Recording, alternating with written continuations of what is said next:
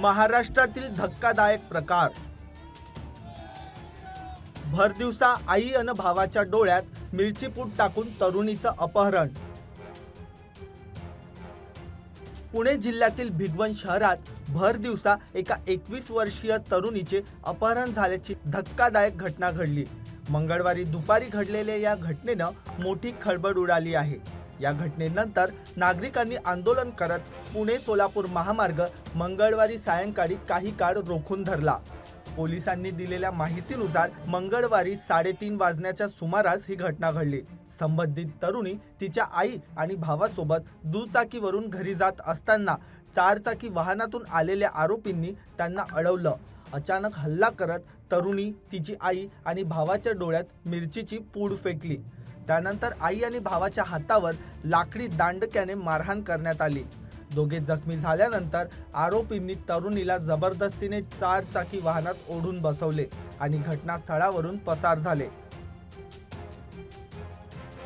घटनेनंतर जखमी कुटुंबियांनी भिगवण पोलीस ठाण्यात तक्रार दिली। पोलिसांनी या प्रकरणी जहीर हारून शेख आणि आयान हारून शेख यांच्या विरुद्ध अपहरण व मारहाणीचा गुन्हा नोंदवला आहे। सीसीटीव्ही फुटेजच्या आधारे पोलिसांनी तपास सुरू केला असून संभाव्य मार्गावर नाकाबंदी करण्यात आली आहे। आरोपींचा शोध घेण्यासाठी विशेष पथके नियुक्त करण्यात आली आहे। दरम्यान या घटनेनंतर भिगवण परिसरात तणावाचं वातावरण निर्माण झालं। संतप्त नागरिकांनी मंगळवारी सायंकाळी पुणे सोलापूर महामार्गावर आंदोलन केलं। आरोपींना अटक करण्याच्या मागणीसाठी आज भिगवण बंदची हाक देण्यात आली आहे। मुलीला किडनॅपिंग अपहरण केल्याची तक्रार भिगवण पोलीस स्टेशनला दाखल आहे। त्या अनुषंगाने किडनॅपिंग आणि जबरी चोरी अशा विविध कलमान्वये गुन्हा दाखल आहे।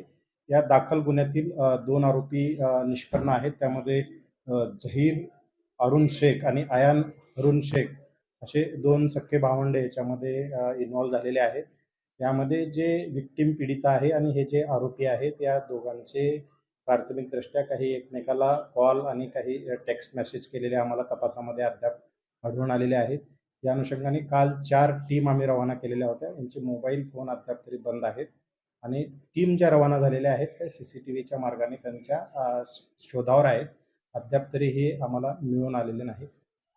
त्यामुळे आज भिगवण बंदची हाक देण्यात आली। या सगळ्या पार्श्वभूमीवर काही हिंदू संघटना याच्यामध्ये बंदमध्ये आवाहन करतात।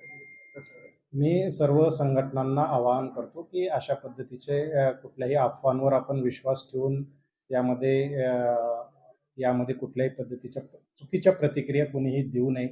बेकायदेशीर किंवा चुकीच्या गोष्टी कोणीही यामध्ये करू नये। पोलीस योग्य तपासावर आहे। यामधलं सत्य जे काय आहे ते लवकरच उजेडात येईल। त्यामुळे सर्वांनी शांतता राखावी एवढं पोलीस प्रशासनातर्फे मी आवाहन करतो। मी आता ते फक्त 1 महिन्याचं 12 जानेवारी ते 12 फेब्रुवारी दरम्यानचा आम्ही त्यांचे डिटेल्स मागवलेले होते। त्या दरम्यान त्यांचे कॉल दिसत आहेत आणि टेक्स्ट मेसेज पण दिसत आहेत। ही फक्त रेग्युलर सिम कार्डवरला आहे। व्हॉट्सअपवरला आम्ही मागवलेलं नाही आहे। हे पण माहिती मागवलेली आहे ऑलरेडी। त्यामध्येही काही कॉल डिटेल्स असण्याची परत शक्यता आहे। दोघेही जे आहेत ते शेजारी राहणारे आहेत। लहानपणापासून ते एकमेकाच्या शेजारी राहणारे आहेत। दोन्ही घर शेजारी आहेत। जरी यात 2 वेगवेगळ्या धर्माचा अँगल असला तरी ते एकमेकांना ओळखतात। आता ही बाब कशी घडलेली आहे, काय घडलेली आहे ते आपल्याला या दोघांना सगळ्यांना ताब्यात घेतल्यावर समोर येणार आहे।